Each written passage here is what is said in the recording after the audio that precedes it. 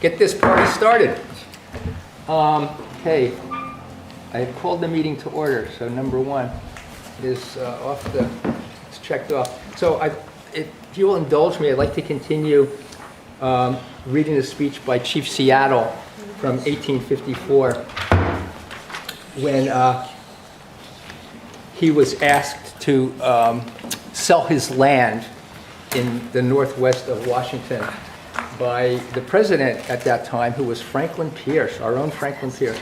And I read the first couple of paragraphs, so I'll just read a couple of more quick ones. So Chief Seattle, in his speech to the governor at that time, said, "So when the great chief in Washington sends word that he wishes to buy our land, he asks much of us. The great chief sends word that he will reserve us a place so that we can live comfortably to ourselves. He will be our father, and we will be his children. So we will consider your offer to buy our land, but it will not be easy, for this land is sacred to us. This shining water that moves in the streams and rivers is not just water, but the blood of our ancestors. If we sell you the land, you must remember that it is sacred, and you must teach your children that it is sacred, and that each ghostly reflection in the clear water of the lakes tells of events and memories in the life of my people. The water's murmur is the voice of my father's father." That just sends chills through my spine when you think about how we have treated the land since then, and certainly didn't do it that way. Okay, well, thank you. So, Excuse me, Neil? yes. Could you please turn your microphone so it's facing you, please? Turn your microphone so it's sort of right under your mouth. Oh, toward my mouth? Okay. Yeah. Okay, how's that? Better? Excellent. Okay. Okay, so we have the meeting agenda for today, which I hope everybody has a copy of. And Linda, would you like to make a motion to approve the agenda?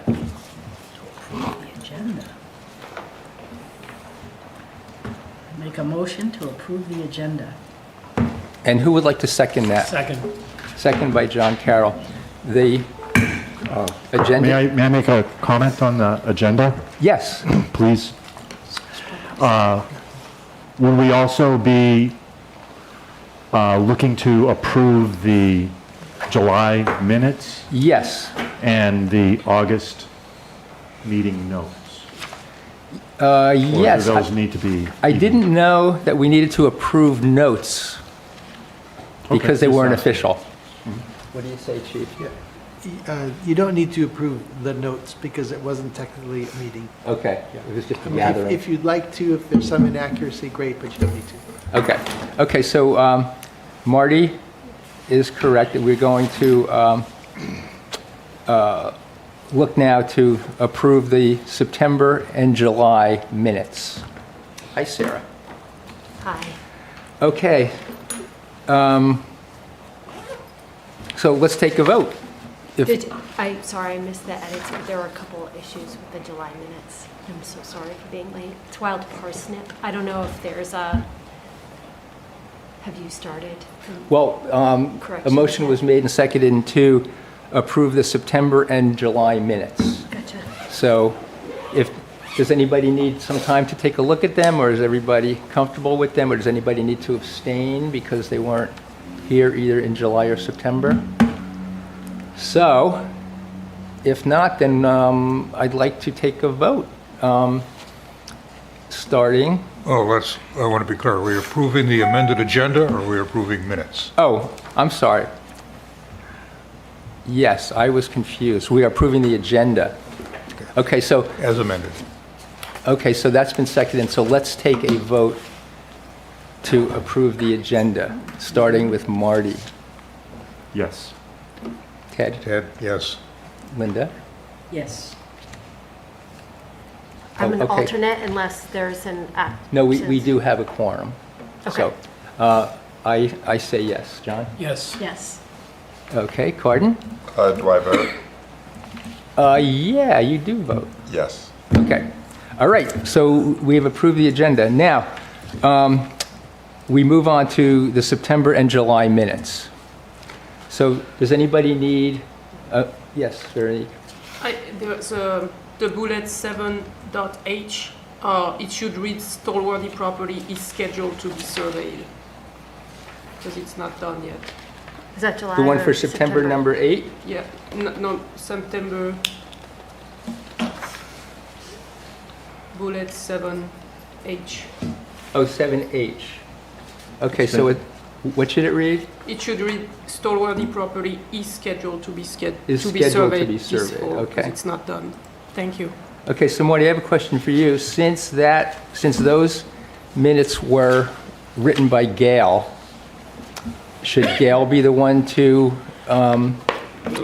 make the revision, or is that something you can do? If I have the Word document, I would change it. Okay, Sure. okay, so we'll make sure you have the Word document then. Okay, are there any changes, any other changes to either the July or the September minutes that anybody has? The July, the stewardship coordinator update, it says cold invasive wild turnip weed, and it's, Yes. it's parsnip. Parsnip, yes. They're related, I guess, parsnips Pulled and invasive turnips. wild turnips But weed. Yeah. not in this particular case. Okay, so what is it supposed to be? Wild parsnip, Parsnip. Well, parsnip, yeah, Thanks, Sarah. okay. it's related to giant hogweed. Okay, parsnip. Marty, you got that? Yep. Okay. And Stallworthy was spelled incorrectly, but that's just a typo. It has no E? No E. No E in Stallworthy, okay. We're good? Okay. Thank you, Sarah. Anybody else have any comments on the minutes? Okay, so, can we have a motion to approve both minutes with one motion? Yes, you can. And it could be the minutes that were amended, you could just state that for that date, they're amended as stated. Okay. Okay, so who would like to make a motion? I'll Ted? move that we approve the minutes of July and September as amended. Okay, who would like to second that? Carolyn, would you? Sure. Okay.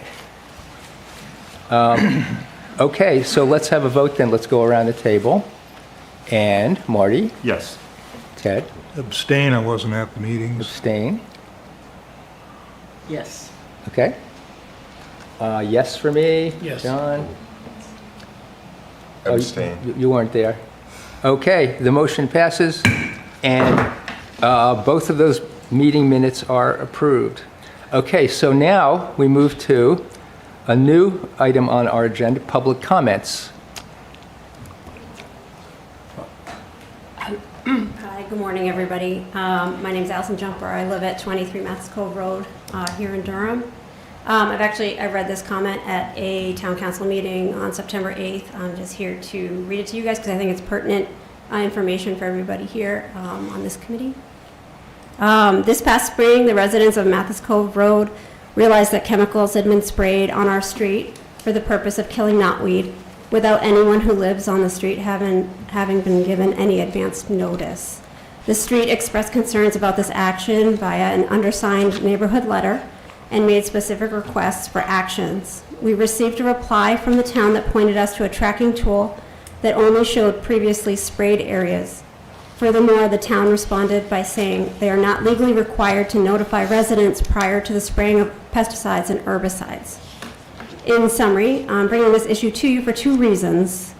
I would like this information to be on the record that pesticides are being used in town without the prior notification of town residents. And I would also request that the town hold public discussion on weed management policies going forward. This should include discussion about providing notifications for residents on planned spraying and the exploration of alternative programs, such as in Dover, which is a town that has a non-toxic weed management policy that includes a way for residents to opt out of spraying altogether.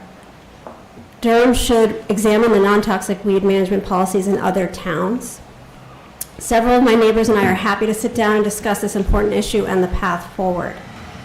I specifically want to just talk about the fact that we have a lot of children on our street, And knotweed is actually an edible plant. I know it's an invasive species, but it's also edible. I have literally told my kids to go down and cut it, to cook it for jam. So without us being notified in advance of spraying, you know, I could be sending them to pick like literally plants that have been sprayed with toxic materials and then eat them. So I just wanted everybody here to be aware that that is occurring around town, and hopefully there can be some discussion about that going forward. Thank you. Thank you. Does anybody have any questions? No? Okay. Just two technical things. Mhm. One is that because we have a member who's participating by Zoom, Yes. technically what we should do is the group should go around and a motion should be made and seconded to allow the remote participation. Ah, And also the remote participators should just state why they're not practically able to attend the meeting. Those are both provisions in the state law. okay, so should we go back and do that now? We should do that. And the second thing is that Gail Carey's not here today, so technically you could designate Sarah Callahan, who's an alternate, as the person who fill in for her today for voting purposes. Oh, okay. Okay. Okay, so I would like to designate, do I just have to say that and it's done? Yes. Okay. Okay. Gee, I feel like the chief executive. I would like to designate Sarah to be a voting member today, to fill in for Sarah, to fill in for Gail Carey. Okay. And see, if like, we have Elliot is now also an alternate. If Elliot was here, you'd have to select which of the two of them would fill in for the member who's not here. Okay. Okay. All right, thank you. Okay, so, Anne, welcome from Medford, I believe, right? Yes, I'm on Zoom because I'm in Medford, Mass. Okay. So we go around and vote to allow Anne to? Participate remotely, yes. Okay, does there need to be a motion for that? There should be, yes. Okay. John, would you like to make a motion, please? I so move that Ann be permitted to participate. I'll second it. Okay. Let's go around and vote. Marty? Yes. Ted? Yes. Do we Linda? have to say our names too?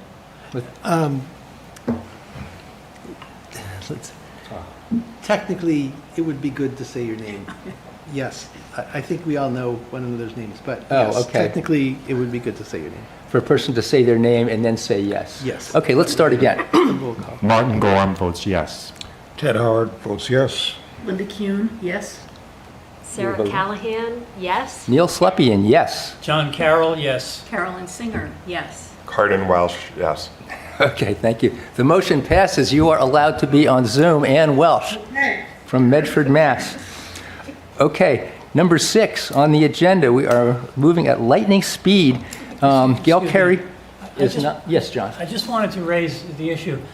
Something was suggested a moment ago by our visitor that people are consuming these products, eating them.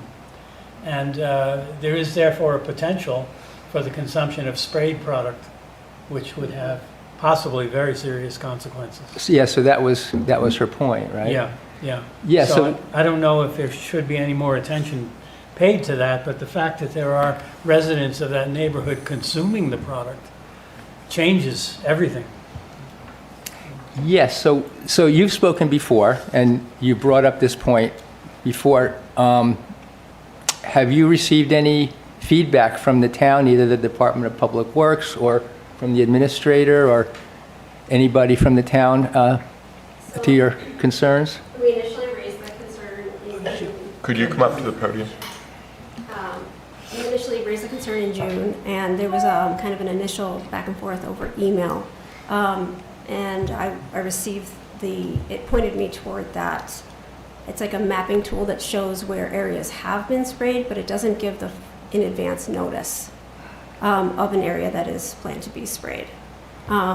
So what I saw was after spraying took place in town, I went on the map, and it didn't have the area marked that I had just witnessed being sprayed, and then like the next day it was there that had been sprayed.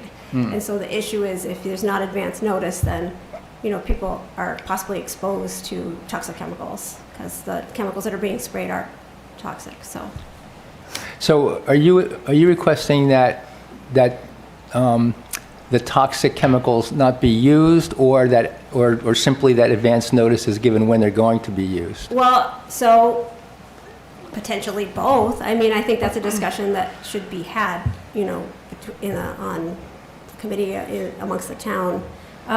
There are other towns that use different policies, non-toxic policies, and they provide opt-outs for residents. So you get advance notice, and then if you don't want it sprayed, you know, on the right-of-way on your property, you could say, I don't want that sprayed there.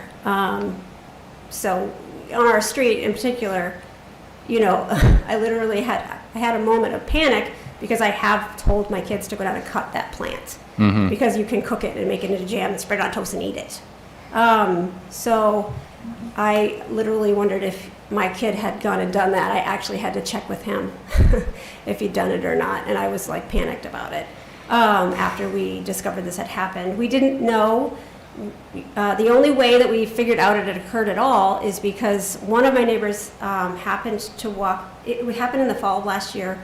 My neighbor happened to walk by as somebody was spraying something at the edge of the street, and he asked, but then he just kind of took that knowledge back to his own house, and nobody talked about it. And then of course the winter happens and you really don't see your neighbors out that much because it's cold, and you just don't see them. And it wasn't until the spring there were very, very large patches of dead, like vegetation, like very large. And so we kind of like convened on the street when it got to be better weather. And I'm like, do you know what happened here? And do you know what happened here? Nobody knew. Nobody had any idea that was planned to happen, that it had happened. So, you know, once I finally connected with the neighbor that had seen it, he told me. So I just think it's a topic that should be raised, because if it's happening on our street, it could be happening anywhere in town. And, you know, there are people that like to, harvest plants and eat them. So if you know that it's an edible plant, it's not just a nuisance. It could be used, you know, to be something that you eat in your home. So. Okay, thank you. So the only engagement we had was in June. The DPW director did tell us about the map and kind of restated that, you know, they're not required to give the advance notice. And then after the comment, we had some dialogue over email about setting up a meeting, but a meeting has not yet been set up. So that's where we're at. Okay. So, Todd, I have to ask you, what's the proper, venue for that, discussion to take place? Would that be here? Would that be with DPW? In the past, it's occurred here, so I think this would be a good place to have the conversation. Many years ago, some communities were looking at a no pesticide policy, and we looked at that as well in Durham. And we tried a number of products to try to deal with weed management within the sidewalk areas in particular. And we found that they just were ineffective. And so we also were beginning to deal with this emergent problem of invasives, and in particular, Japanese knotweed was becoming a huge issue, because it's incredibly aggressive, and you have to manage it in a certain way or it just spreads. You can't just cut it and move the clippings somewhere else, because when you cut it, it comes back stronger and the clippings themselves can spread.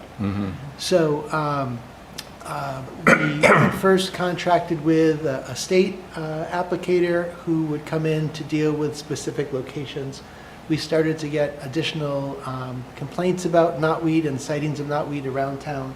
So Durham Public Works actually sent some of its staff to be trained on how to become licensed applicators. And they are now. And we do have a program where at certain times of the year, when it's appropriate to spray knotweed, I don't know when that is off the top of my head, but there are certain times of the year, they do go out and address them roadside within the public right-of-way. Until Allison brought forward the notion that people eat knotweed, I never conceived of it in that way. In my mind, until then, I thought of it as like a poison ivy kind of relative that no one would ever touch it. It's a problem. So I think you raise a great point in terms of that edible potential for it, and we certainly don't want to make anyone ill. The challenge Public Works really deals with on a daily basis is resources. And they're already strapped, and they bristle tremendously at the notion of having to send letters or notifications to every neighborhood where they may be spraying. And their argument is they're doing it according to state standards, therefore it's safe, and the amounts they're putting in are safe. That doesn't get to the issue of somebody eating it, which is a new wrinkle. So I think it's a fair conversation to have. When Allison raised this sort of in the late summer, we were kind of heading into budget season, and the spraying program had ended. So Public Works is not spraying right now. Nothing more would happen until the spring, so we have some time to sort of think about it. We have looked at the Dover program. It's kind of a different program. Dover, for the most part, is just treating their public sidewalks. That's the area they're treating. It's not necessarily knotweed management. And we also, one of the reasons we opted around this table to not prohibit spraying on town properties is because we knew with invasives, in certain cases, manual application was the best approach, pulling, but in other cases, the only practical way was through a chemical use because the invasives were so prevalent. So it was a balance, and I know in terms of invasive management on the town lands out in our forests, we're very thoughtful about how we apply these kinds of products. And the products we use on the sidewalks, for example, it's not Roundup, but some lesser product that we're using. So, although I don't know the name. So I'd suggest we put it on a future agenda, and we can have Rich right here to talk about some of the challenges he has and opportunities. And I think it's a fair issue you're raising. Allison, have you taken a look at the state resource on managing Japanese knotweed in particular? So Doug Saigan has a publication. It's 60 pages long. Feel free to read it, but it the management of Japanese knotweed is fairly limited, and the alternatives to spraying are very human intensive and not as successful, but I could see there being potentially some, if you wanted to opt out, it might be the option of if then the landowner needs to take it under their own hands and demonstrate that they're willing to manage it, because it is an issue. The invasive species is an issue. Every year prior, it had just been trimmed, so that the street was just very unprepared for what did occur. So it had always been just cut by the town in prior years. So. Right, and all those little pieces actually can spread and become new plants. Yeah, so that's why we're not cutting anymore. That's because of, right. So it is. It's challenging, and actually the most ideal time to spray is the fall. It's not the spring or the summer, although we had a fairly dry summer. But I don't know if you could take a look at that, or I can email you. Yes, and the street's main concern was the fact that nobody's been notified, and the material used to spray on it was a glyphosate product, which is, a neurotoxin, basically. So it's a serious concern, because it's tied to, if you Google the potential health impacts of being exposed to glyphosate, they're serious. So. So is, maybe I missed this point. Is the spraying being done on town land or private property? So our street is a town road, and the knotweed that was sprayed grows up alongside the road. Okay, so it's town property is being sprayed, not private property. It's in the right of way. It's in the right of way. It's in the right of way. Okay, so what I have noted is that there's three issues, really. Number one is the neighborhood being notified. Number two is the fact that there's toxic chemicals being sprayed. And number three is an opt-out option. Does anybody else have anything to add? There is a number 4 here, and that is, you're speaking of human consumption. How many people are consuming this, and are they all children, or? Well, I think the issue on that is, because it is an edible plant, anyone might do that at any time, and you wouldn't know, right? So my son could have gone out and snipped it, and you just wouldn't know, nobody would know. So probably, do a lot of people do that? Probably not, but you don't know who's doing it and not doing it. You know? But there are people in your neighborhood who are consuming it, or? So, I grew up in a family where we eat what's, growing around us kind of thing. So that's probably not the same as every other family. So I can't speak to what other people are doing. I actually don't know, so. But it's just the fact, from what I gather, it's a possibility Yeah. that a person could eat it, not necessarily that they 'Cause are. that's a much more serious issue than Yeah. most of what the rest we're talking about. Okay, so I think the best way to handle this is, as Todd suggested, to put it on a future agenda, either November or December, because you said spring won't resume until the spring. Right, in terms of this particular neighborhood, Public Works has assured me nothing more will happen until next year. Okay, so it probably won't be on next month's agenda, but we'll put it on either December or January, and then, you're welcome to come and speak, and we'll make sure that we have Rich here. Yeah, and I mean, another question is, should we continue to try to manage it or not, the knotweed? And right now, we get numerous complaints from residents urging us to take action, so. Against it. Against Yeah. knotweed, yes. So that's That- another choice. And I know that did not happen on our street, because I double checked with everybody. Well, it's So, around town, and so we manage it the right of ways. But I also want to say, it was, our neighborhood came together on this issue to raise it, but, I'm just kind of like the representative, so I can't speak for everyone on the street, so that's why we were hoping for a meeting so that we can have the ability for other people on our street to join in and raise their concerns about it as well. So, just I know that it's probably easy to access the knotweed that's along the road, but in general, there's plenty of knotweed in their location, so that's not within the road right of way. So I would recommend finding another potential location. For I know, but if example, you the have Lamprey no River idea- has tons along the edge.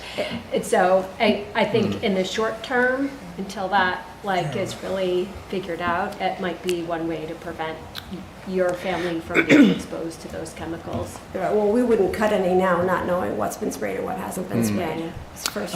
Veronique had her hand up, so. let's I go just with her.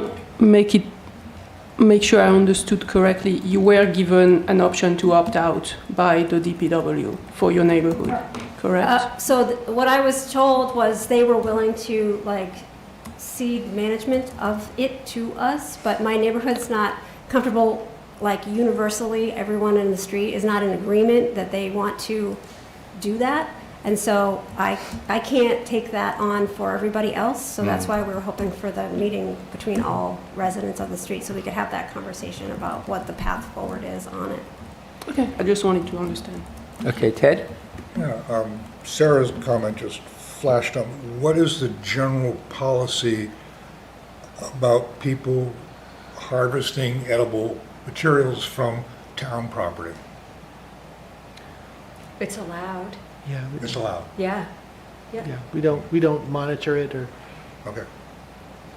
Oh, Good okay. question, though. Yeah, because you were suggesting that Allison wandered off on other town property, and that was driving the question about, okay, is that something we want people to do? Mushrooms, et cetera. That's a larger question. Right. It is, no, go ahead. No, go ahead. Yeah, no, I know, okay. remember a couple of years, maybe 2 years ago, that there was a discussion at the Conservation Commission meeting regarding that. And as a general rule, and Todd, you can correct me if I'm wrong, but foraging is allowed, edible plants on town lands. Yeah. That is correct. Whether it's elderberry or blueberry or raspberry or wild grapes or Japanese knotweed. Right, but metal detecting and harvesting historic artifacts is Are not allowed. not. So just to Right. And there is strict regulations on removal of any species of greatest concern. So, that doesn't mean that you can go out there and start removing your favorite pet turtle from a conservation property. Well, yeah, that's a good point, because actually we're going through what's allowed and not allowed now on our conserved public lands. And right now, and please correct me if I'm wrong, that you can't remove plants. Like if I wanted to go and, harvest some Joe Pye weed from my garden over at the Oyster River Forest Meadow, I could not do that. But if I found some, huckleberries out there, which I wouldn't, but if there was a berry out there, because it's edible, then I shouldn't be able to take that either. So I don't really know whether we've spoken about that in terms of, the permitted uses or not permitted uses. Like, can you harvest things you can eat, but you can't harvest things for your garden? Anne is raising her Well- hand. Oh, go ahead, Ann. Thanks. I think the difference is, what we've said, what the wording is disturb. So if you take a plant out of the ground, you're disturbing the area, whereas Yeah. if you take huckleberry, that doesn't damage the plant. So, Okay. it's a difference. Yes. I just wanted to add one more thing. Allison. So beyond also harvesting the plant, if there isn't the notification before something toxic is sprayed in a neighborhood and you have lots of young children in that neighborhood, beyond the potential of harm from harvesting and consuming, you also have kids that are potentially just running and playing and amongst those plants, or playing hide and seek. There's all kinds of possible concerns around that. So I just wanted, it isn't just the consuming part that's potentially an issue, because if you have little kids running amongst we know that with small children, toxic substances are that much worse, the exposures are that much worse for small bodies. So it's something that should be considered also. That's all. Okay, thank you. Oh, yes, Carden. Yes, I would say we have a problem with poison ivy in our neighborhood, and we have a lot of people with dogs and cats and children. And so I called our former head of Department of Public Works and asked him if I could do something about it because it was public land. And he said, yes, I could carefully use a pesticide to get rid of the poison ivy. And I did, but I put up signs, poison ivy area. You probably saw them. I did. Beware or something like that, because kids will run anywhere, and so will dogs and cats. So at least it was nice to have a warning so that they wouldn't run in there. Yeah, I think you were using Roundup at that time, weren't you? I still am. You still are. And I checked with the university, what's it called, the group that Cooperative extension. Cooperative Okay. Extension, and they said that was fine. Okay. In limited quantities, just painted on the leaf of the plant. So, not spraying. I see. Okay, good. I hand pull poison ivy. That's also an option. You can Yes, it suit is. up in I'm a tie-dye suit. very allergic to poison ivy. And I spoke with, there's a guy, Yeah, teacher. Pete. Yeah, he's great, but He charges you an arm and a leg. and you have to do it like 3 years in advance Yeah. because he's all booked up. So, and he always gets poison ivy. So, and he's very, very careful. Okay, so I guess what we have decided, There's a couple things, I think. yeah, go ahead, Ted. If I might. One is this particular issue around knotweed and notification and opt-out, et cetera, et cetera. And the other is this larger foraging question. I wouldn't mix the two at this point. Okay. Compartmentalize them. Yeah. Okay. But Does I anybody agree. else want to comment? It does seem like pretty reasonable, like if you're out there spraying, to put up a little yard sign that says pesticides have been sprayed to warn anybody. I mean, they're already out there. I mean, the yard signs aren't that expensive. It's not gonna kill anybody's budget. That might be a kind of an easy short-term solution. But Okay. Just for Public Works, there's one more thing for them to do amidst an already busy schedule. yeah. Okay. Okay, so I think we'll close out this discussion unless anybody has anything else to add. And Allison, we will put that on a future agenda, and you'd certainly be invited, to bring your neighborhood in for that discussion, and we'll be sure to have Rich Rain, the Director of Public Works, here, and we'll make a list of the issues that we spoke about today, and hopefully be able to figure something out by this, before the next spraying season begins. Yes, Ann, you want to say something? Well, I just wanted to add to the discussion, to think about also for next time. I mean, don't we spray knotweed on the town, on the lands that we take care of? We do. Ever? On the Yes. conservation land? Yeah, so I mean, it's also an issue for us. I mean, if you're allowed to forage, but if we've sprayed the knotweed with,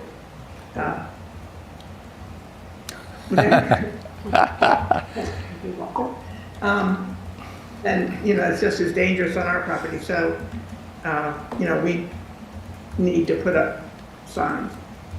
Yeah, okay, that's an issue, signs. I mean, it's difficult to send letters out to the entire town, although I suppose we could with a schedule. Mm-hmm. Certainly you can put up signs on the property where you spray. And I think we do, don't we, when we're working in like Doe Farm or something? Do we not put anything up when we're doing Yeah, I spraying? think We did. it is, they post when it's being treated, and the areas are flagged. Right. And in the case where we're treating buckthorn, those are places people really don't want to go anyway. Yeah. It's kind of like the poison ivy patch, but without the rash. Okay, so Teddy, I want to ask you a question on that. Is that spraying by a contractor? Yep. Okay, so that's different than, Todd's point about asking Public Works to put up signs. But just as a thought, something could go into the Friday updates about, they'll be spraying in this particular property on, such and such a date. I don't think that would be a burdensome thing to do. So that can be part of our discussion when we put it onto the agenda. Okay, thank you, Allison. Appreciate you bringing it up. Okay, let's move on to the kiosk sign working group progress, and Gail has asked Carolyn to bring us up to date. And I had to leave the meeting early, so I'm reading Gail's notes. So Okay. I apologize for that. That's fine. So the goal was to create a mock-up of a kiosk design for Durham Town lands. The sign should contain common uses, restrictions, highlight unique features and icons, and all information should be consistent with the purpose of each property. Although each kiosk will have a trail map, the creation of accurate trail maps is a separate project. So the considerations were uses versus etiquette. Is this too much information on one sign? Keep portions of the signage separate so they can be swapped out as information is updated. Modular design. Make more or one mock-ups of the sign and share with trail users on site for their feedback. Highlight 5 to 9 unique items in the upper left of each kiosk with general regulations to all town properties. On the lower left, to create consistency among town properties. Consider opportunities that might involve UNH students, and should additional sign symbols be added, something about 7 rivers to the coast. QR codes for donations or for trail monitoring, and whether this is for novice or very experienced hikers. So some of the discussed key features of a kiosk. Users will spend 30 to 40 seconds looking at a kiosk, so the information should be concise, informative, and easily understood. And that's from the National Park Service site. It should contain unique features and highlights, general town guidelines, a map with trails and distances and icons for points of interest, the purpose of the land, and language that emphasizes our lands versus town lands. It should also contain a land acknowledgement? If so, where should that be placed? we also summarized what was out there. The National Park Service has recommendations for sign dimensions, font, and height. They emphasize that pictures are invaluable, text should be kept to a minimum, and language is important. Historic resources, a broader term rather than historic cemetery. We wondered who will be making our signs and if they have enough experience so that they could help us with good feedback. Using M's Doe Farm draft kiosk as a starting point, we discussed questions such as what constitutes unique features, how general or specific should these be, will people use QR codes, should logging be included as a key feature of Doe Farm, should icon and the wording wider, smoother trails be removed and shown on the trail map instead of from parking lot to kiosk, should an overarching purpose of Doe Farm be a subtitle under Welcome to Doe Farm. And I think we were starting with Doe Farm as an example. Okay. We proceeded to tweak M's mock-up, which included, excuse me, adding a subtitle under Welcome to Doe Farm, removing wider, smoother trails icon and language, adding no digging to no metal detecting, no disturbing ecology, separated out trail etiquette from town regulations, adding an icon and wording for timber stand under highlights, changing unique features and highlights to highlights, as the former phrase suggests a level of specificity that may better be articulated by want to learn more, click here by a QR code. Okay.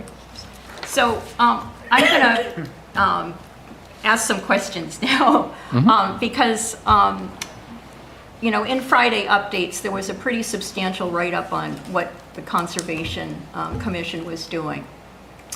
And it dawned on me that it's not really clear to me what the differentiation between the Conservation Commission and land stewardship is relative to interpretation. And you know, is interpretation even on anybody's to-do list? So, you know, in view of that, and last night, and your presentation at the town council was excellent. And I learned a lot about what was going on. And in a sense, I just wonder if we can have a broader conversation about, you know, each conservation area. You know, you're treating them essentially all the same with these kiosks. And I'm wondering, you know, for example, with Wagon Hill Farm coming online in the spring, that's a different kind of opportunity that you don't have at the other trail sites. And maybe that signage needs to be different. And, you know, the Wagon Hill Farm will give you more opportunities for, you know, sustainability relative to programs. I mean, I don't know how the budget hearings went. I know you're trying to get your position to be full-time, and that's important, but also, you know, how are you going to sustain your programming if you want to do programming going forward, given all the budget cuts with the federal government and funding sources. So I just need clarification, you know, is interpretation of the site kind of part of this discussion or not? And I don't know if I assume you know what I mean when I say interpretation of the site. Well, that was the question I was going to ask Carolyn, is can you define interpretation? So I can just use, again, Wagon Hill Farm as an example. I think Wagon Hill Farm has a lot of different resources. And, you know, there's a cemetery, burial ground.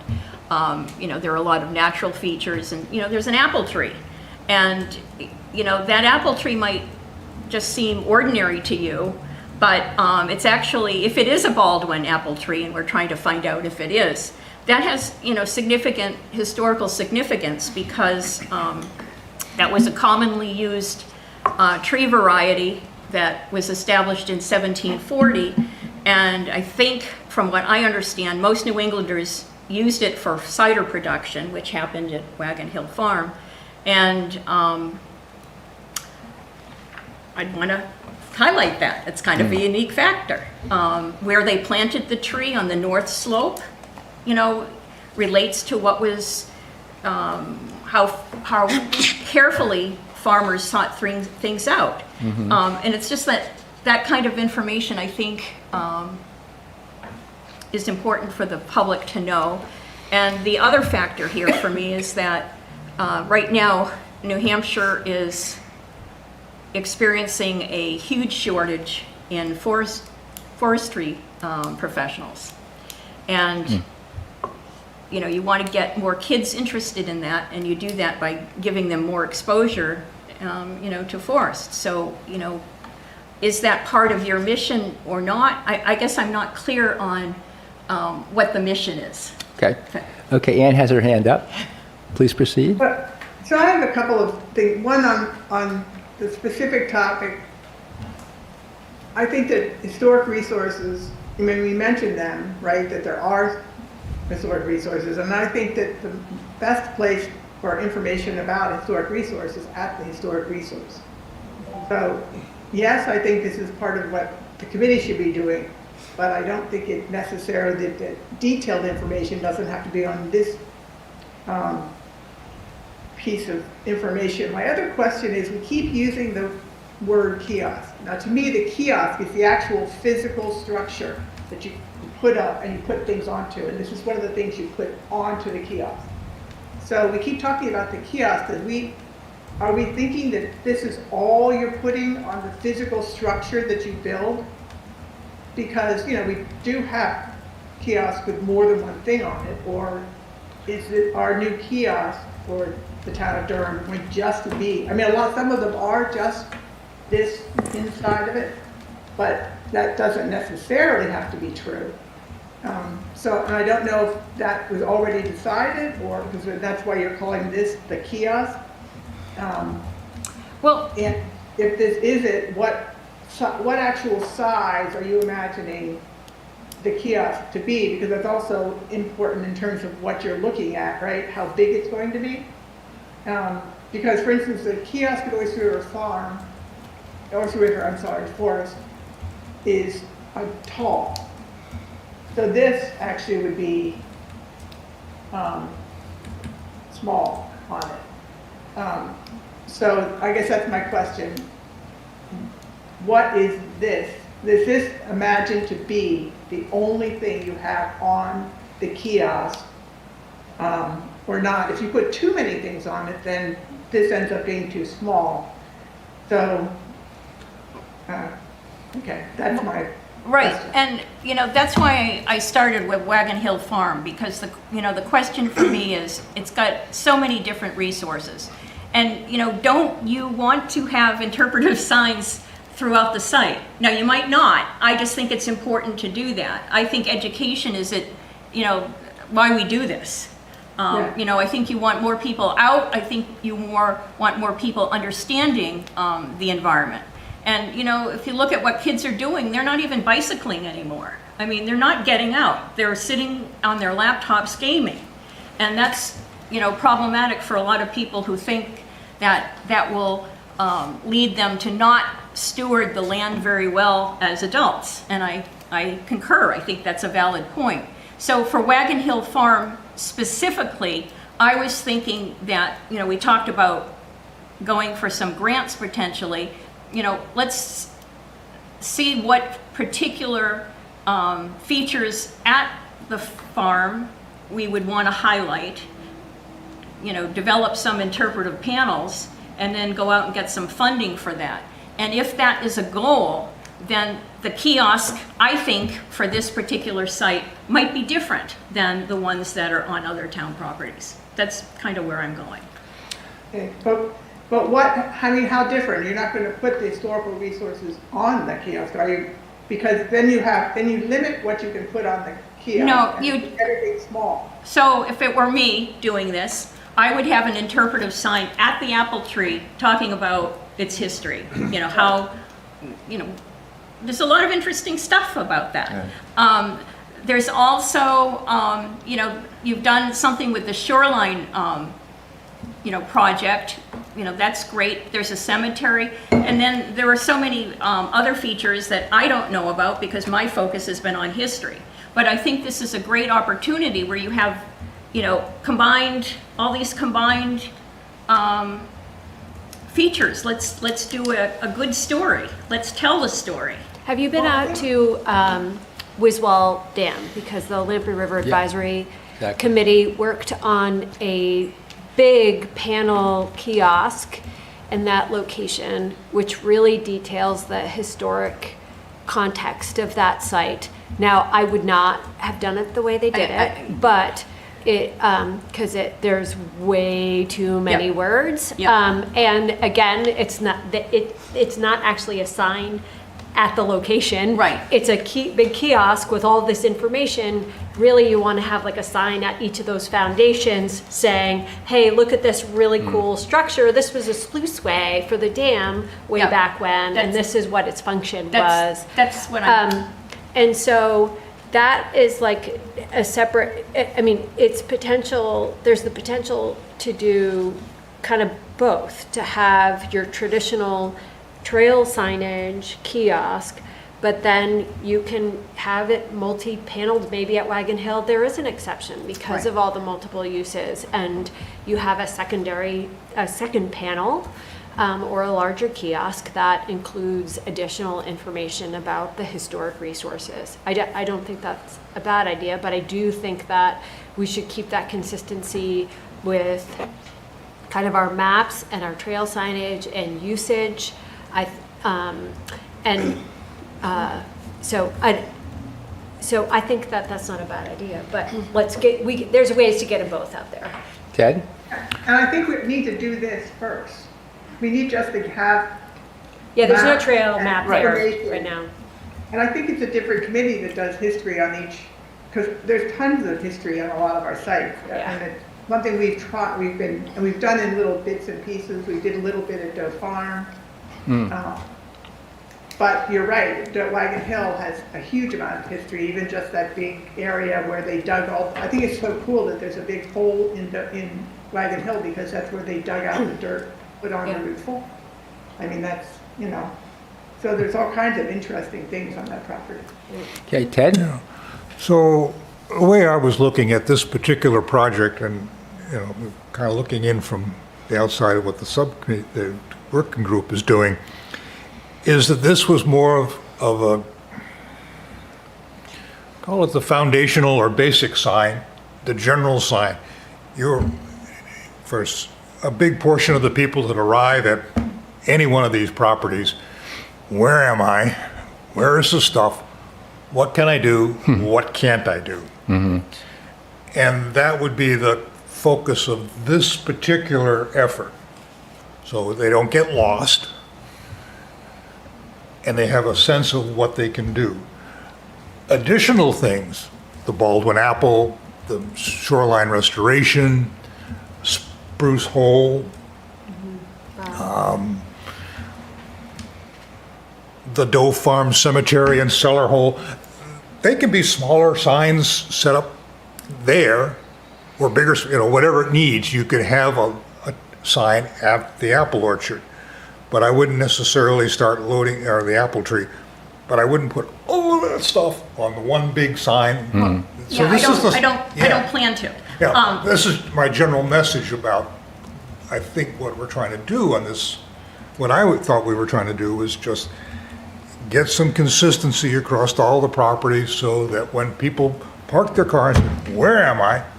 Oh, on the map, you are here. Okay. They're oriented. What can I do?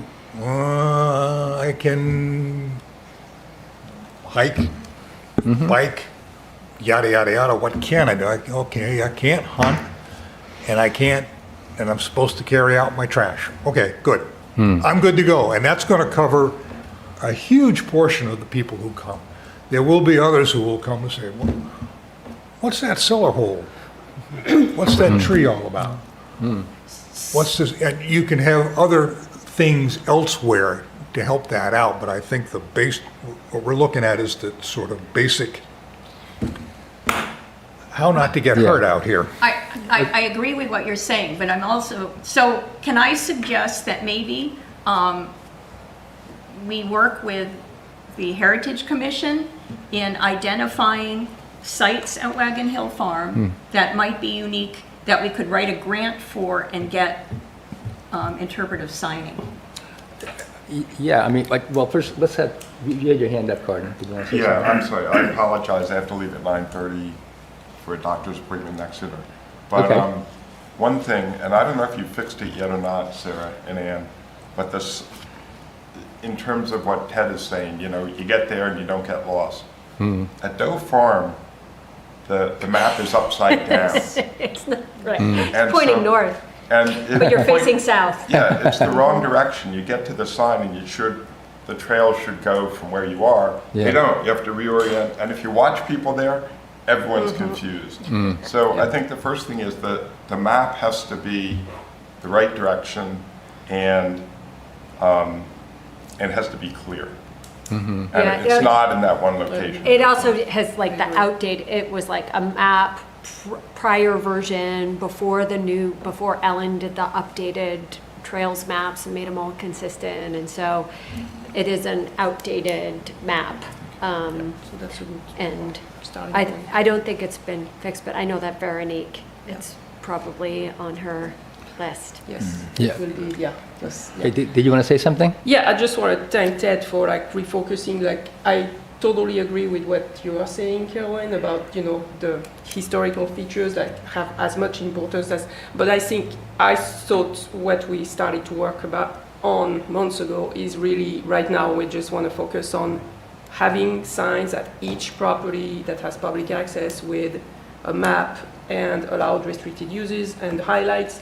And I think this, what you are talking about, is a separate discussion and perhaps a separate committee of some sort or assembly of people, because there is so much to be added. And I totally agree. I think what you're pointing out are more like features that could be highlighted on standalone signs, like there is at the cemetery at Doe and things like that, you know. And I totally agree they are as important, but I think I would like that we keep focusing on our first mission, which was having signs with maps and allowed restricted uses at every property first. You know, I mean, that can be worked alongside, because what you're discussing, I think, deserve a separate sign, you know.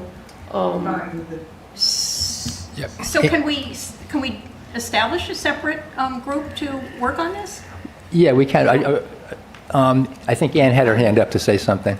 No, I think, Caroline, if you want to apply for that grant and have a separate committee, yeah. We've been actually been trying to do this for a long time, but we now have a very involved Heritage Committee representative, and it's wonderful. So, absolutely.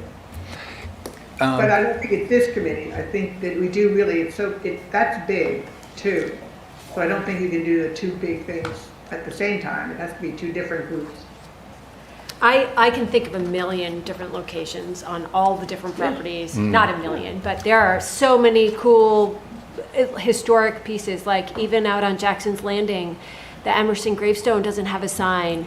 Like, right? It's like, which is super cool if you haven't been out there to see it. And you have Langmaid Farm over, you know, on Longmarsh Road. And I mean, you've got Wiswall Dam, you've got, you know, Packers Falls. Every property has some really neat historic resources that could use some really nice signage. And so I don't disagree that there should be if you are excited that there could be an effort to create that and prioritize which properties go first and what you want to highlight. There's also the stone quarries over on Longmarsh, which are super cool because those stones were hewn and then they were brought over to Newmarket to build the Newmarket mills, like by horse, and they pulled over the stone bridge, which we've talked about in the past here. So there are some really neat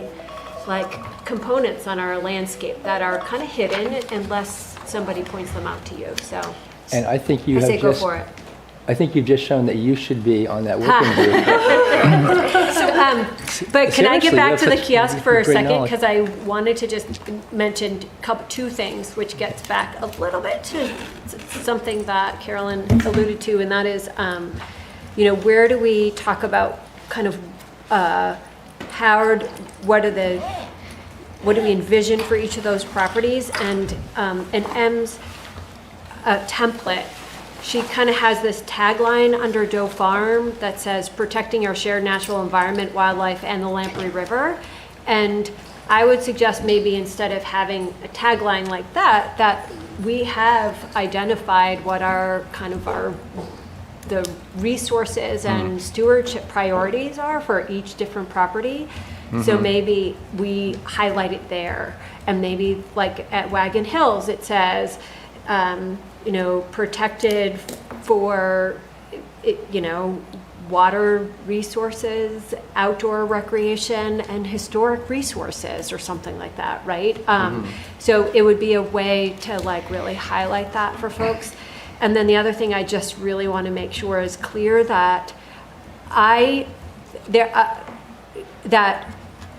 it says that it's owned by the town of Durham, not just Welcome to Doe Farm, Town of Durham, not just the insignia, but one of the reasons why, Tom did that big effort out at Wagon Hill to update some of the signage, and making sure there was the town insignia and all of the signs, was because people had no idea that that was owned by the town of Durham, right? I mean, in part, it had its own little wagon wheel as a symbol. Right.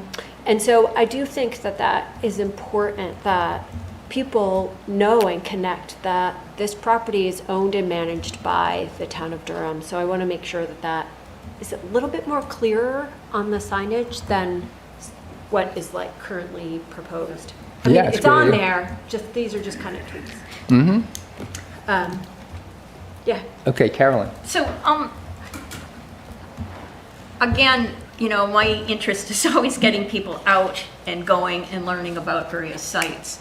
And sometimes when I mention that to people, they say, oh, no, I get the impression that they don't want that, that they want to keep, it limited because, more people, more erosion and that kind of. So what's the overall consensus? I mean, I would think that you would want people to get out in great numbers, as many as you can get out there to get them out.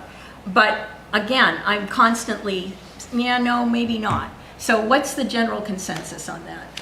On whether we want to encourage I mean, people to get out and see our preserved land? yes, yeah.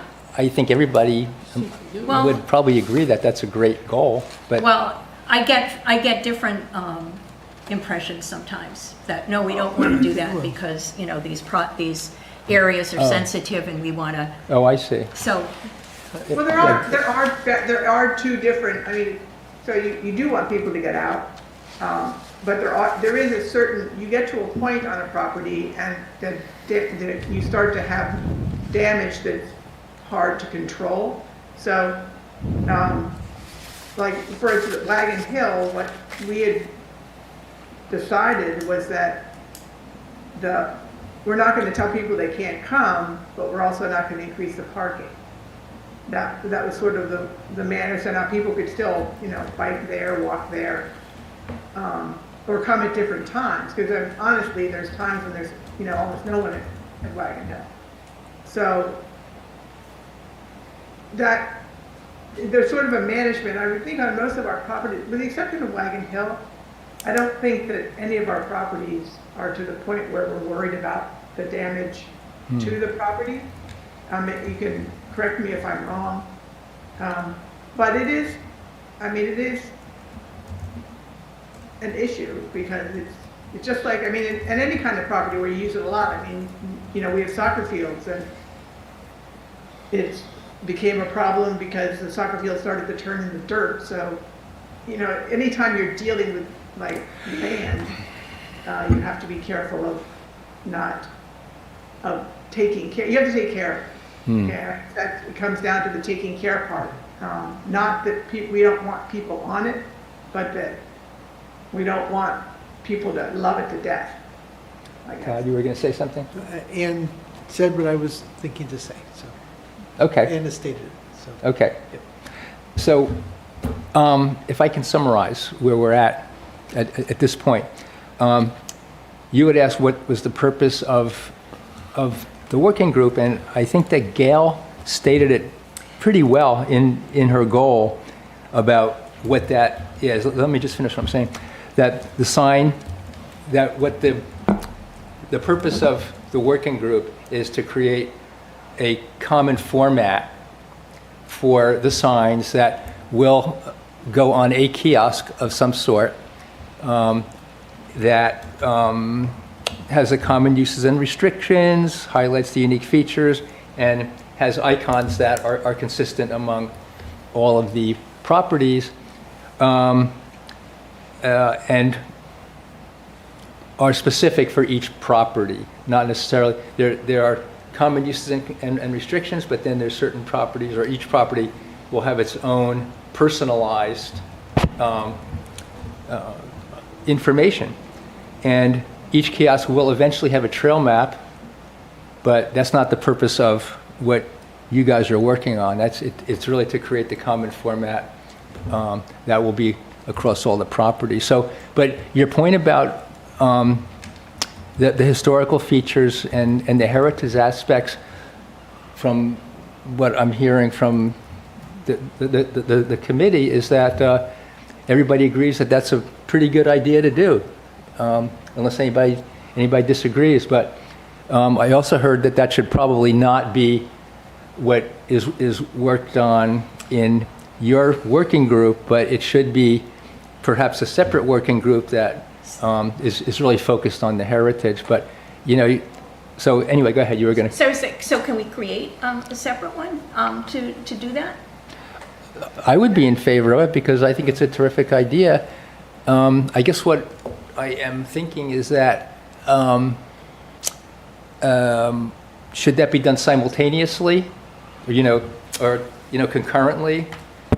Do you think it should be done concurrently with what's being worked on with the Well, with it's the something working I would group? like to head up Okay. and get people working on, because Mm-hmm. it takes a while to get grants, and you want to start the groundwork for that. And if you start now, you probably won't see results for a couple of years. And I would like to get going on that because I think the site is pretty significant. So, okay. So, actually, Ann, you were going to say something. No, I'd say I'll join. Okay. Oh, okay, good. So, yeah, do we need a vote on whether to create a working group, or is that something that can just be done by a show of hands? Well, why not if there's an interest, why not at this point let a few members who are interested run with it and come back with what they've learned? Okay. And then it can be an informal effort that they take on, to the extent Carolyn is able to identify grant funds, that I would certainly be supportive of that. That's very consistent with our town goals, and we could pursue it, and if we were selected, we could then do something more formal, perhaps. Okay, Yeah, so, and not all the members have to be off of our committee either. Right. Right, I think we could get That's some right. I mean, other heritage, historic just there's maybe other to be people, joined. yeah. yeah, okay, that's a good point. So, so do you think you could draft some other members of your heritage group? There's been a long-term interest in doing this, so yes. Okay, good.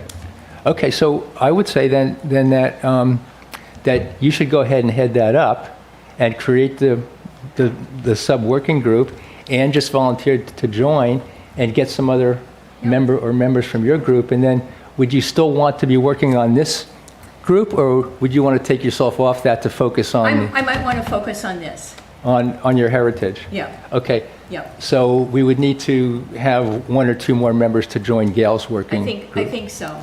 Okay. It's sometimes hard to commit to more meetings. So, yeah. Yeah. No, there's only so much time. So, okay, I'm certainly in favor of that. So, go ahead and Okay, good. and set that up. And I had asked Linda whether she would be willing to join Gail's group. And what do you say to that, Linda? The kiosk group. To the kiosk group, yes. Yes, I would be happy to do that. Okay, great. Okay, so I think that's settled. Does anybody have any other thing to add on that? Todd, are you all set? Okay, I think that's terrific.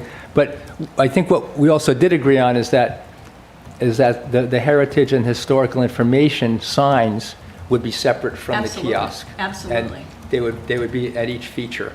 But that might impact what you put on the kiosk too, is what I'm saying. Yeah. Okay. So there has to be some overlap there because we might want to put some type of information on the kiosk that would point people toward those Exactly. areas. And the other thing also is that, Veronique's idea about updating the trails with the GIS mapping, that could perhaps highlight, like points of interest, basically. Right.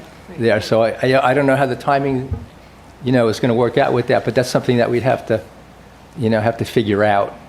So anyway, okay. Does anybody have any other comments on this initiative? Yes, Can I Ann. just ask, back to my initial question about kiosks, Yes. are you imagining this form to be the actual shape of the wooden kiosk that has to, like, sort of, Wagon Hill, there is no kiosk. Right. For Oyster River, the one that's at the road, not at the road, but at the larger parking lot, isn't going to fit this shape. It'd be too small. So are you changing the kiosks? I think that's important while you're figuring out this piece, is whether or not this is the actual shape of your kiosk and how big is that going to be. No, that's a good point. You have to look at the other kiosks that you have in town, because you're going to have to figure out, do I need a new kiosk? Can I, Yeah, Yeah, and okay. there's some uniqueness too, because I think different sites have some different information for donor information, for example, at Stevens Woods, about people who have contributed. Also at Oyster River? Oyster River as well, and if a Moose Plate grant is received, they require you to put one of their signs up that indicates that grant funding, that project was partially grant funded by the state using that Moose Plate grant. And so in some cases, there's some fiduciary requirements in some of the signage that goes up, Okay. as well as, we talked about how, and this is, I guess, for the Signs Committee, that idea of like how we address hunting and how much that, I don't feel like that should be like a minor part of a sign. That needs to be pulled out a little bit more and more obvious on some of the signs. And I know like at Oyster River, they have signs that say that, hunting is loud and during hunting season, and that is really important.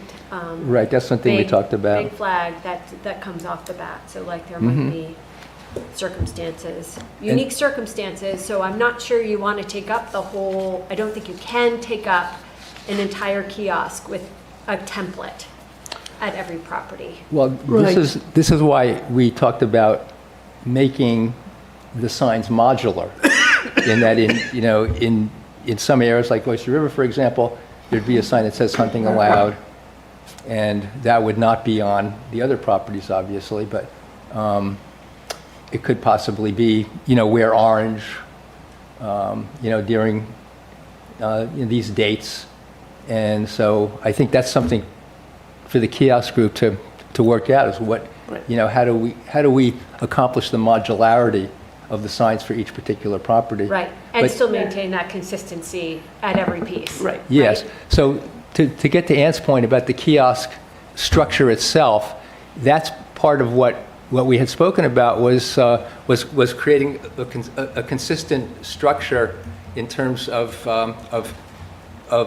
the materials and the shape for the kiosk for each property. So there's going to have to be some kind of research into that. And actually, Marty, to put you on the spot here as our structural engineer, on the team. I was going to ask you to get involved in that once we get to that point as to, how do we make the kiosks, or for the properties that don't have kiosks, we want to come up with a common structure, a common shape, a common construction, common materials. Veronique mentioned that some of the kiosks, or a kiosk that has recently been put up in Newmarket, has a metal roof instead of a shingle roof. And so that's something that, we would want to consider. And also, if the kiosks that are currently existing in the properties, do they need to be updated in some of the areas? And if so, how? So, that's, I think, a project that we want to discuss this year and implement in 2026. But if you would be willing to help out with that, that would be Sure. wonderful with your expertise in structural engineering. So you never should have mentioned you were a structural engineer. I never told you. How'd you find out? By speaking to you. Okay, Ann, does that answer your question at all? Yep. But yeah, I mean, it has to be addressed, and it's going to be addressed, but separate from the information that's going on the Except site for the itself. fact that You do kind of have to think about it, though, in terms of the information you're putting on, because you could end up with something that's, as with the old one, I mean, you just decide whether or not you're just going to eventually get rid of the ones that are too small for what you have planned, or. Yeah. what- Yeah, that's a good idea. Measure the one at Thompson Farm, which is one of the more recent ones, and see if that works. Mm-hmm. In terms of size, not in terms Thompson of- Forest, yeah. Yeah, I mean, Yeah. just speaking for myself, I would say that there should be a consistent size of the kiosks, and it's better to have a kiosk that is too big for the information that's currently going on it than to have one that's too small. Veronique, do you have measurements at all on the existing kiosks? I didn't. I thought the one at Thompson Forest is actually a pretty decent size, but I saw also the TNC replaced the one at Leberland, and it's actually much smaller than the old one, which got me to thinking. But I also got for the group, and I sent it to Elliot, the contacts of who Joanne Glood worked with on that, as far as design and stuff.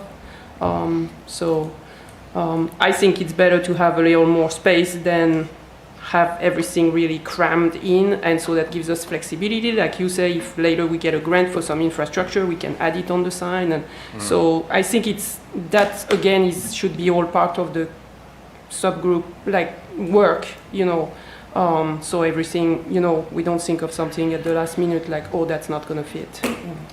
And I do think there's only a few properties that don't have kiosks.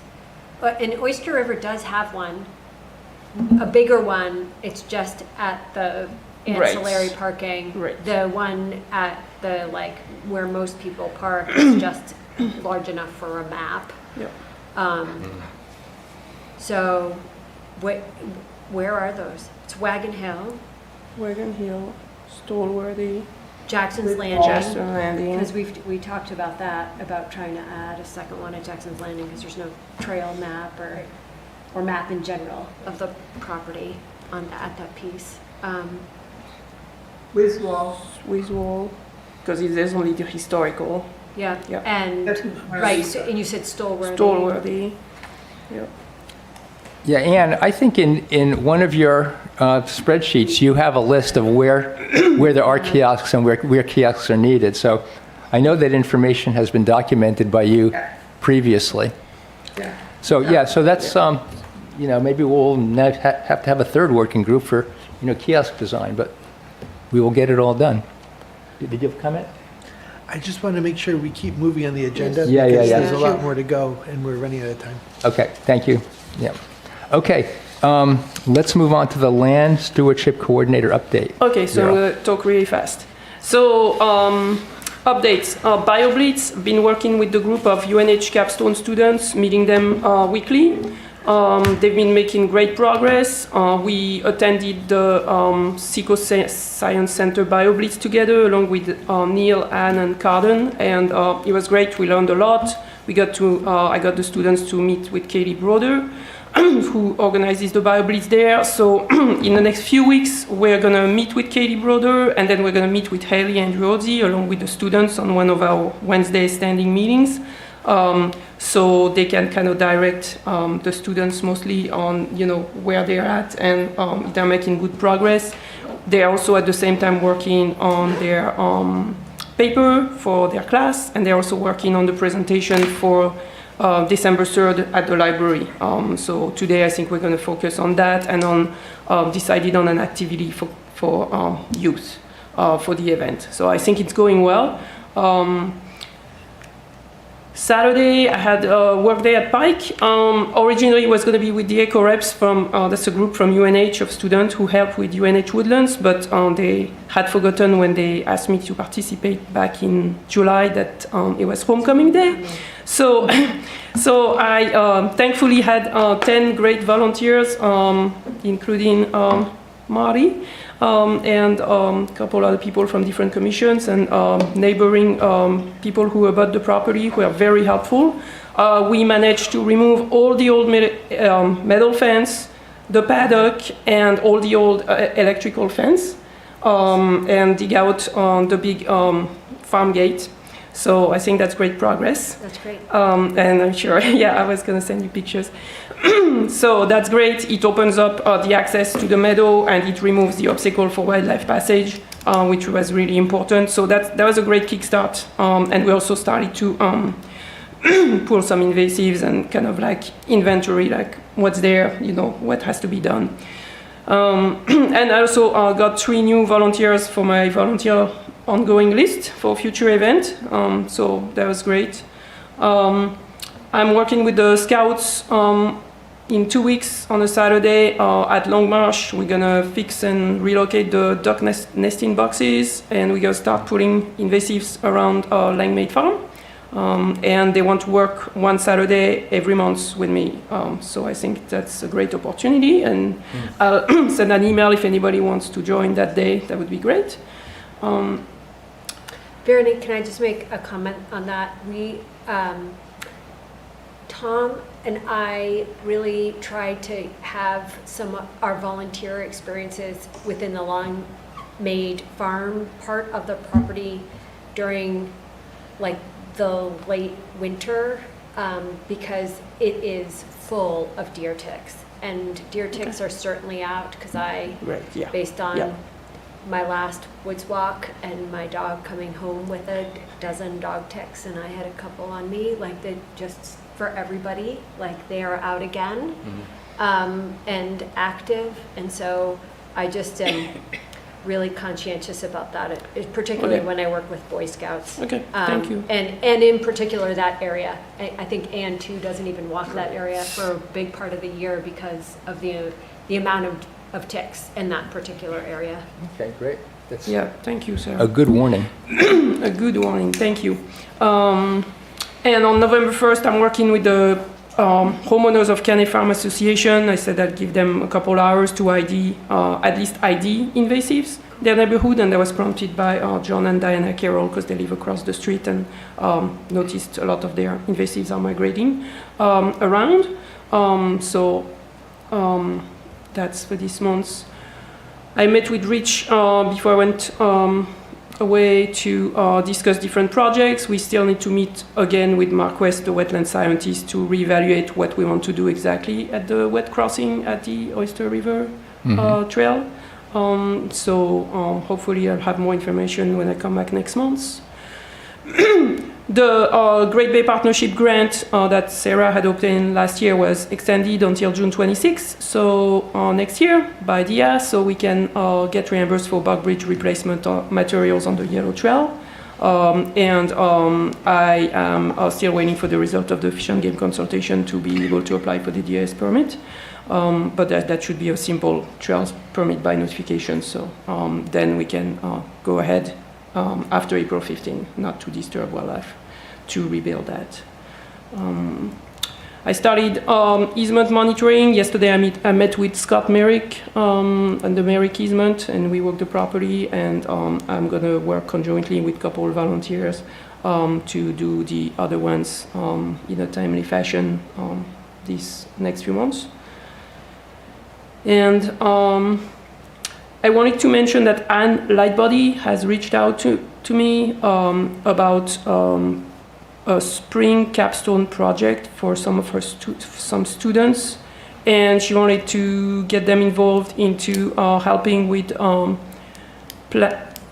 invasive management, planning, or public access after the mill dam is removed. So she was waiting for the meeting a couple of days ago to be confirmed it was going to happen. And she's asking to see if we want to be involved with some of her students on a project this spring. The application has to be done by November 1st. So obviously, next meeting, if we meet next meeting about it, the deadline would have already passed. I suggested Neil, her, and I meet the three of us together to discuss it.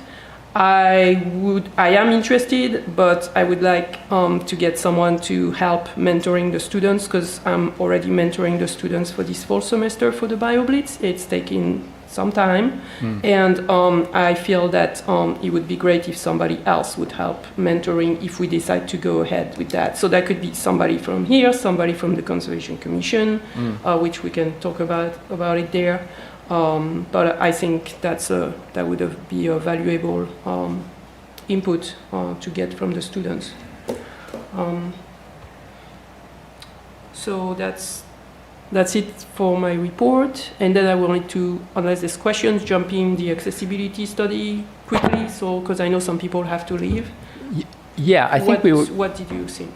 I think we're going to need to go past 10 o'clock. So Veronique has some slides about that summarize the accessibility study. So everybody that can stick around for a few minutes, maybe we'll go until 10 after,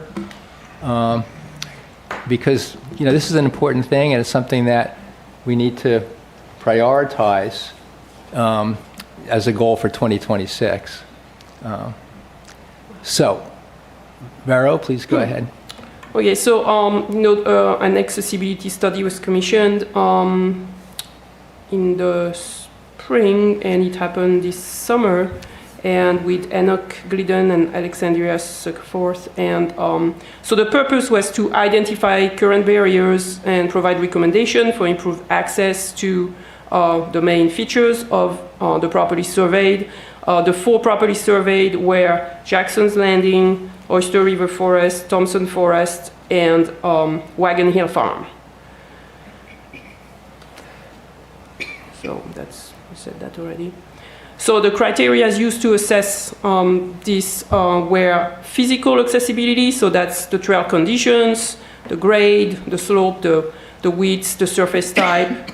The information accessibility, which comes back to what we are talking about, signage, trail statistics, mapping, wayfinding, trail markers, and then the sensory and accessibility, which are maybe audio guide or braille on the signs, things supporting the diverse processing and navigation needs for people of different abilities.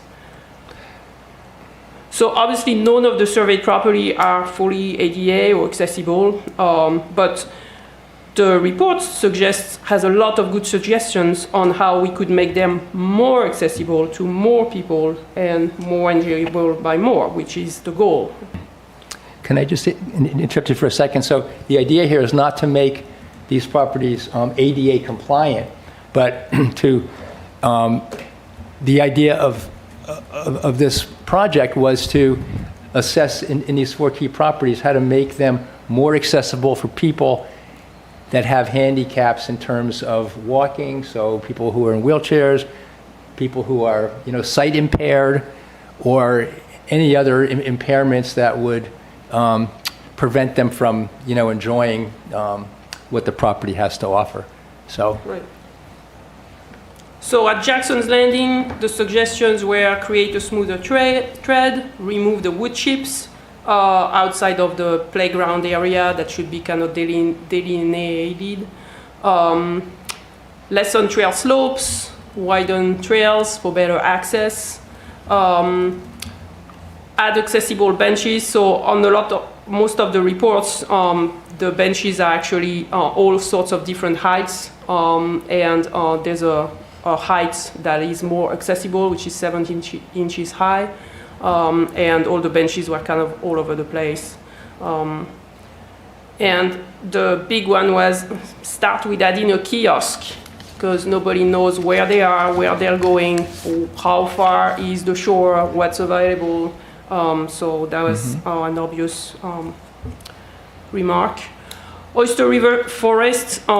So one of the recommendations, because the access to the rock with the marker at the top of the bog is accessible all the way there, and then part of the bog trail is accessible, but part of it, the one that goes, the eastern part is not. It has a lot of roots. It narrows through, it kind of navigates through between big trees. So that's something we could clearly address by either rerouting the trail a little or, clearing the routes. The infrastructure, so at the 3 properties other than Jackson Landing, it really talked about parking. There's no accessible marked spaces for people with disabilities.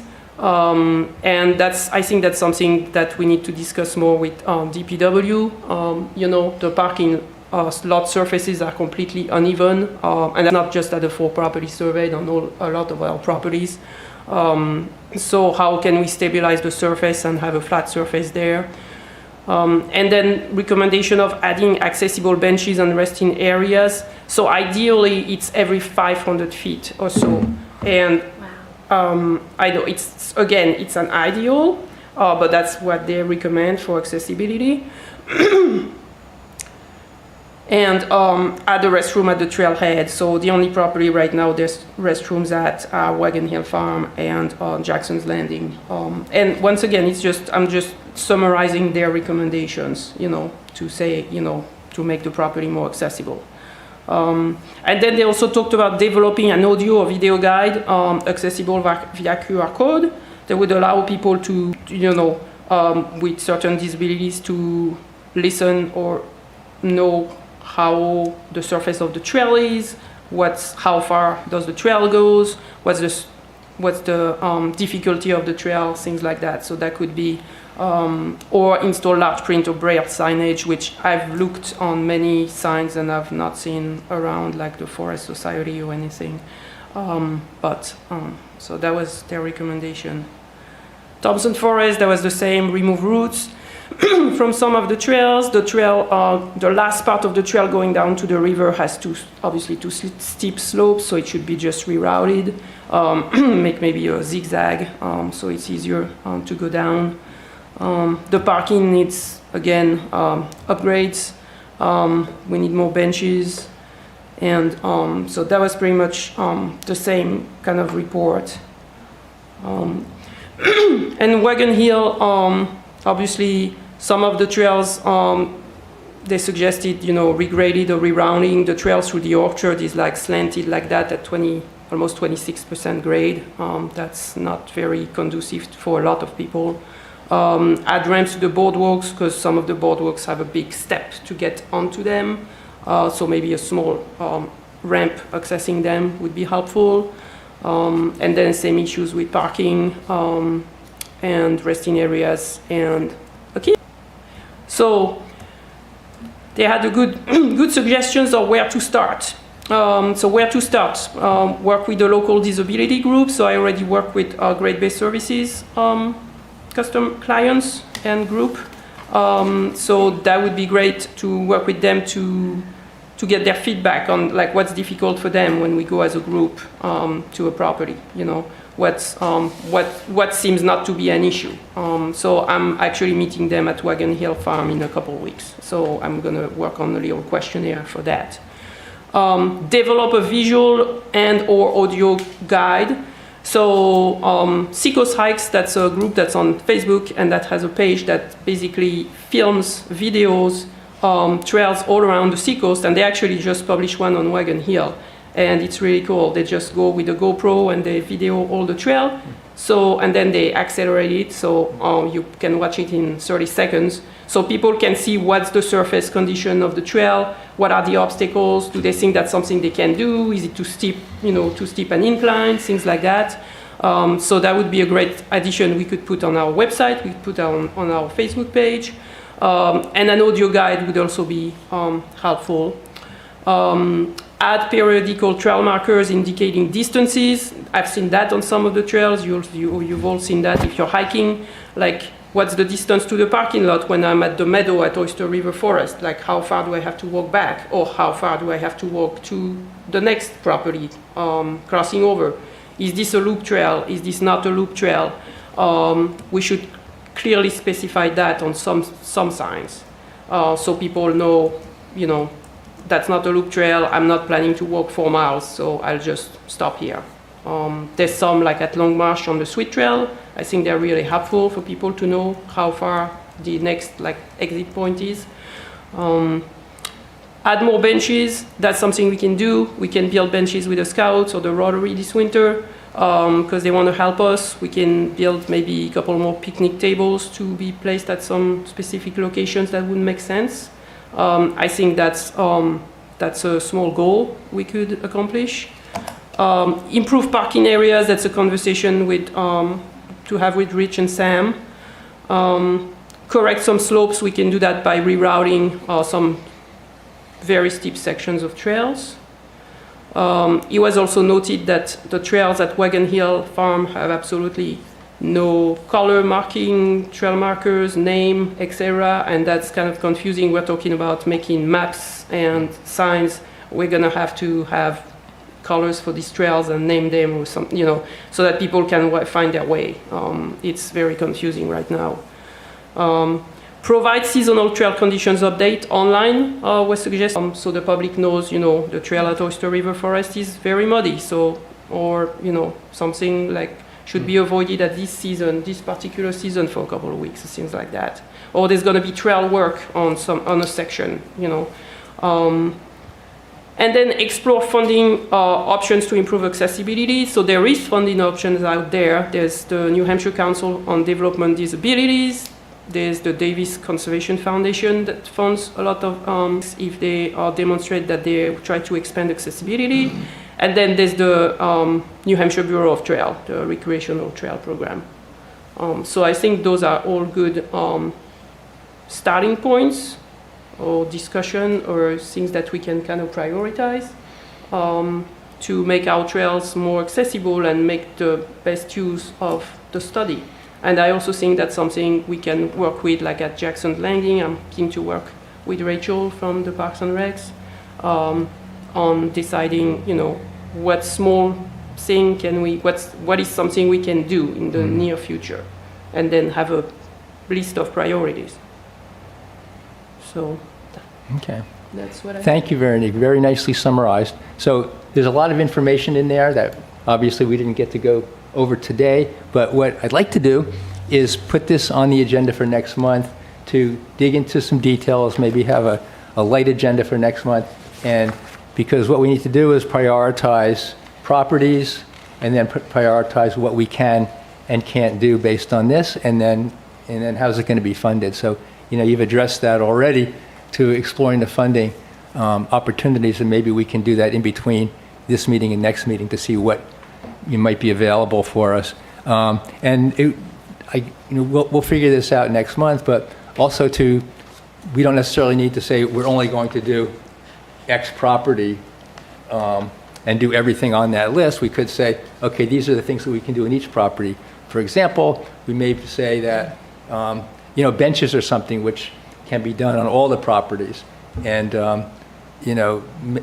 grading the trails, we're going to need help from, DPW on that, or perhaps outside contractors. So I think next month we really need to, as a subcommittee, to figure out what the priorities are and what we can accomplish.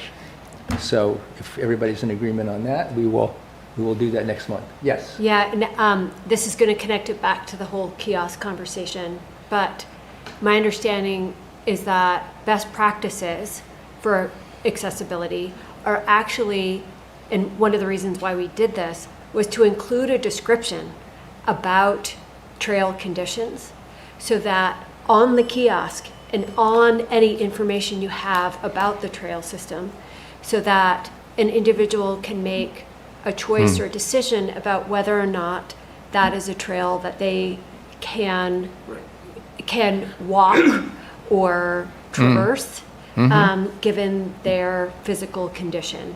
Like if And it's rocky so- or rooty or That is that kind of thing, correct. okay. Right. Right, trail width and slope. Length, slope. That's right. Okay. And all that information. And so I know that for some of these, the eye was to what kind of upgrades could we make to make them more accessible. But like Thompson Forest in particular, I think one of the reasons why we were interested in that was just so that we could write a really good description about what the trails were so that then people can make a choice. And so I don't see that necessarily on your action item list, but it does.